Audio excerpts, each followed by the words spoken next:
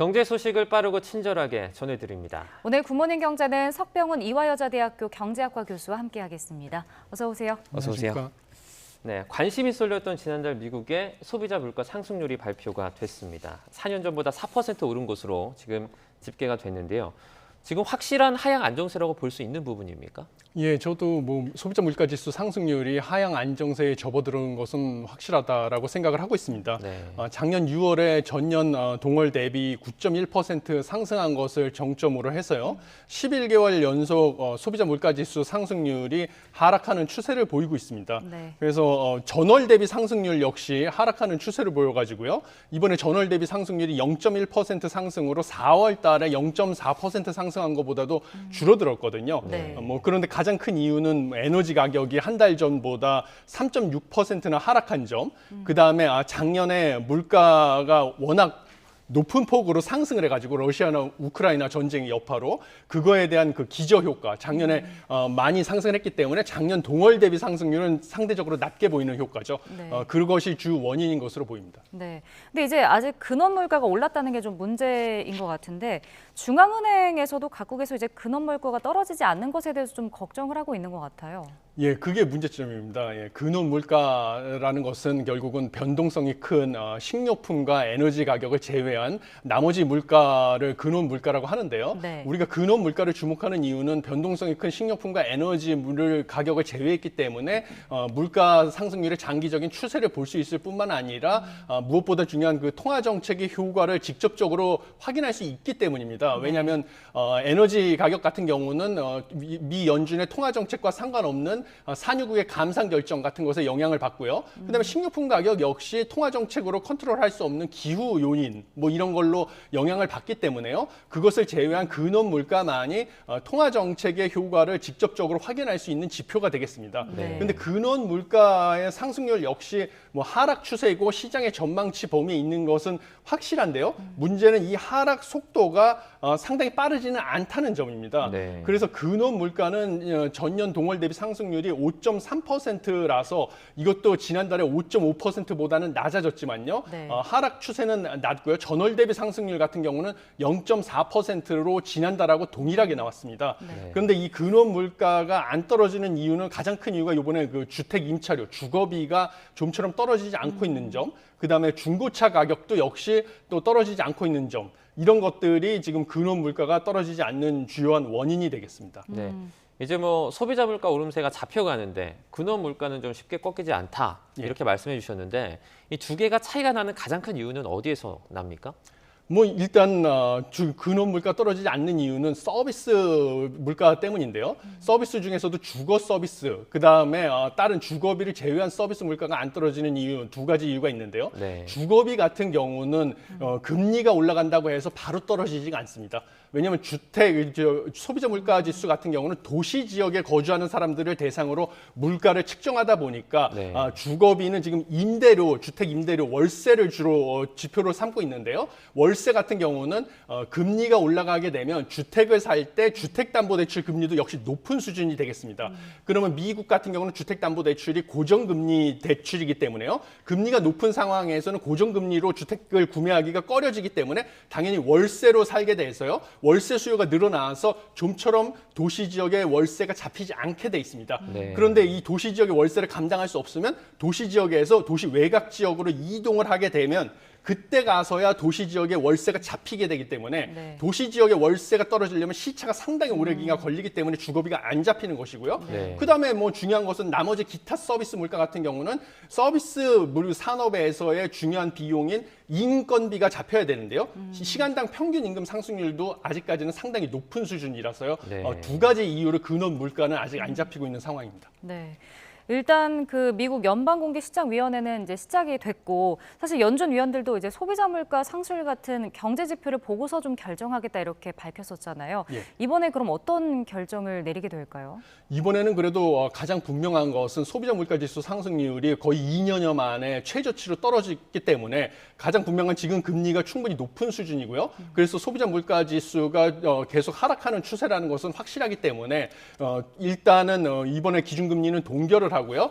통화 정책의 효과를 지켜보는 것이 유력하지 않을까 이런 생각을 하고 있습니다. 네.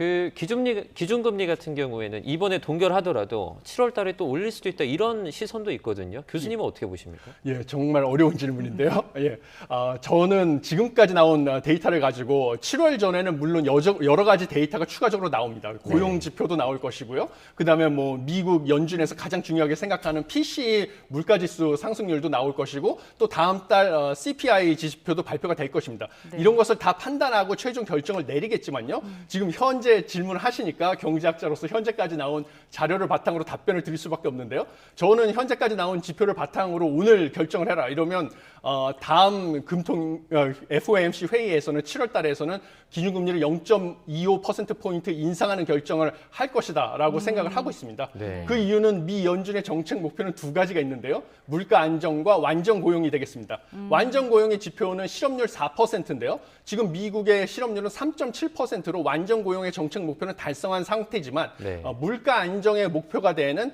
PCE 물가지수 상승률 2%, 이번에 소비자 물가지수 상승률이 4%를 찍었기 때문에 PCE 물가지수 상승률은 그거보다 원래 약간 낮게 나옵니다. 그러니까 3% 후반대가 나올 것으로 예측이 되는데요. 이번 달 말에 발표가 될 예정인데 3% 후반대라 하더라도 역시 2% 목표치보다 2배 가까이 되는 높은 수준이기 때문에 네. 물가가 떨어지는 속도가 예상보다 낮게 나와서 그것 때문에 기준금리를 좀 더 높일 것이다. 이렇게 생각을 하고 있습니다. 네.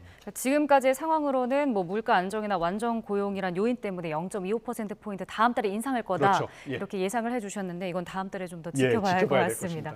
예. 네, 그러니까 이번에 미국이 이제 기준금리를 동결할 거다라는 전망이 커지면서 오늘 뉴욕 증시는 상승 마감을 했네요. 예, 그렇습니다. 기준금리가 동결할 것이라는 것이 확실시되면서요. 특히 3대 지수는 상승했는데 무엇보다도 금리 결정에 가장 민감하게 반응하는 기술주 네. 위주로 상승폭이 컸습니다. 기술주 중에서도 뭐 전기차, 테슬라를 위주로 한 전기차 종목들의 상승폭도 컸고요. 그다음에 엔비디아를 위주로 한 반도체주들의 상승폭도 컸습니다. 그래서 엔비디아 같은 경우는 시가총액이 다시 1조 달러를 돌파를 하는 반도체주에서 시총이 1조 달러를 돌파하게 되었습니다. 네. 네, 다음 소식으로 넘어가겠습니다. 지옥철로 불리는 지하철이 있습니다. 이제 바로 뭐 다들 아시겠지만 김포도시철도인데요. 정부가 대책을 계속 내놓으면서 혼잡도가 조금 떨어진 것으로 나타나긴 했는데 아직은 좀 많이 부족한 것으로 나타나고 예. 있어요. 예. 좀 근본적인 해결책은 없습니까? 예, 정말 어려운 문제가 되겠습니다. 지금 뭐 정부에서 대책을 내놔가지고 대책 뭐 셔틀버스라고 해서 70번 버스 시내버스를 배치를 하고요. 네. 그다음에 뭐 가장 중요한 것이 그 버스 전용 차선을 서울하고 김포 간에 만드는 바람에 그 시내버스의 운행 시간이 뭐 단축되는 효과를 얻었습니다. 그래서 그 버스 전용 차선을 만드는 이유로 그 시내버스 이용자, 70번 버스 이용자들이 80% 이상 증가를 하는 효과를 얻고, 그리고 그 대책 시행 후 김포 골드라인 출퇴근 시간대의 혼잡도가 208%에서 193%로 개선되는 효과를 얻었습니다. 네. 이것은 뭐냐면 여전히 그 김포 골드라인 한 칸당 최대 수용 가능한 승객 수의 과거에는 2배 이상이 탑승을 했었는데요. 출퇴근 시간대에 이제는 1.9배 정도 탑승을 한다는 것이죠. 네. 그런데 사실은 뭐 정상적으로 봤을 때는 1.5배 정도까지가 탑승을 하는 게 수용 가능하다라고 보는 건데 네. 1.5배 기준보다는 여전히 1.9배도 많이 감당하기 어려운 수준인 것은 분명합니다. 네. 그래서 근본적인 해결책은 5호선을 연장하는 것인데요. 그때까지는 아직도 넘어야 할 산이 많습니다. 뭐 예산 재원을 어디서 가져와야 되느냐, 그다음에 과연 타당한지 타당성 검토도 해야 되고요. 공사 기간도 오래 걸리기 때문에 뭐 그 전에 하는 대책이라고 하는 것은 뭐 김포 골드라인의 배차 간격을 줄이기 위해서 증차를 한다든지 아니면 뭐 셔틀버스를 또 증편을 한다든지 이런 대책이 뭐 필요하다 이렇게 보고 있습니다. 네. 네. 시민들이 좀 직접 체감할 수 있는 그런 대책이 보완이 돼야 할 것 같습니다. 예. 자, 최근에 강원경찰청이 불법 사금융 범죄 조직을 무더기로 검거했는데요. 지금 법정이자가 20%잖아요. 근데 250배에 달하는 정말 살인적인 수치죠. 5,000% 이상의 고금리를 받아왔더라고요. 이런 불법 대출을 좀 피할 수 있는 방법이 있을까요? 예, 정말 안타까운 소식입니다. 특히 이번에 그 고리대금업자는 인터넷을 통해서 뭐 25만 원, 50만 원 같은 소액의 대출을 원하는 서민들을 모집을 한 다음에 인터넷 광고를 통해서 네. 그런 다음에 이 살인적인 금리를 요구를 했습니다. 그래서 제때 돈을 못 갚은 경우 일부 피해자 같은 경우는 25만 원 고작 빌렸는데 3개월 만에 1억 5천만 원에 달하는 돈을 갖다가 이제 갈취를 당하는 이런 안타까운 소식도 있었고요. 일부 네. 피해자는 유산뿐만 아니라 극단적인 선택을 시도하는 경우도 있었습니다. 그런데 이러한 그 불법 대출을 피하는 방법은 무엇보다도 가능하면 물론 어렵지만요. 등록대부 업체에게 대출을 받는 것이 무엇보다 중요합니다. 등록대부 업체는 법에 등록이 되어 있기 때문에요. 불법 채권 추심 행위, 이렇게 뭐 협박이라든지 폭행이라든지 이런 불법 채권 추심 행위를 하지 않습니다. 네. 그래서 등록대부 업체 같은 경우는 금융감독원 홈페이지를 통해서 통합조회 서비스를 이용해서 과연 등록대부 업체인지를 확인하실 수가 있고요. 만약에 불법 사금융 업체를 통해서 피해를 보시게 되면 조기에 뭐 금융감독원 불법 사금융 신고센터를 통해서 신고를 해서 도움을 받으시든지 네. 대한법률구조공단 경찰을 통해서 조기에 도움을 받으셔야만 이런 피해를 막을 방법이 되겠습니다. 네. 이제 뭐 말씀하신 것처럼 등록대부 업체 반드시 확인을 좀 하시면 좋을 것 같고 최근에 법정이자 계속 낮추면서 오히려 이게 좀 풍선효가 불러왔다 이런 얘기도 있거든요. 예, 맞습니다. 좀 경제학자로서 그런 지적에 저도 동의를 합니다. 네. 왜냐하면 지금 법정 최고 이율이라는 것을 법에 명시돼 있는데요. 이것이 2021년 7월 달에 24%에서 20%로 인하를 했습니다. 네. 그런데 2021년 8월부터 기준금리는 0.5%에서 인상을 시작을 해가지고요. 지금 3.5%까지 3%포인트 인상을 했습니다. 네. 그러니까 이게 거꾸로 간 것이죠. 문제는 지금 신용도가 낮은 서민 같은 경우에는 제1금융권에서 대출이 어렵기 때문에 결국은 제2금융권 아니면 거기보다 금리가 높은 등록대부 업체의 문을 두드릴 수밖에 없습니다. 그런데 등록대부 업체라는 것은 결국은 예금을 받을 수가 없기 때문에 다른 금융기관에서 대출을 받아와서 거기도 돈을 빌려와서 거기다 더 높은 금리를 붙여가지고 이런 서민들에게 돈을 빌려주는 기관이거든요. 네. 그런데 법정 최고 이자율로 20%로 묶여있기 때문에 기준금리가 올라가면 등록대부 업체들이 다른 데서 돈을 빌려오는 그 조달금리도 따라서 올라가는데 법정 최고금리는 20%로 묶여있으면 이 마진이 줄어들게 되는 것이죠.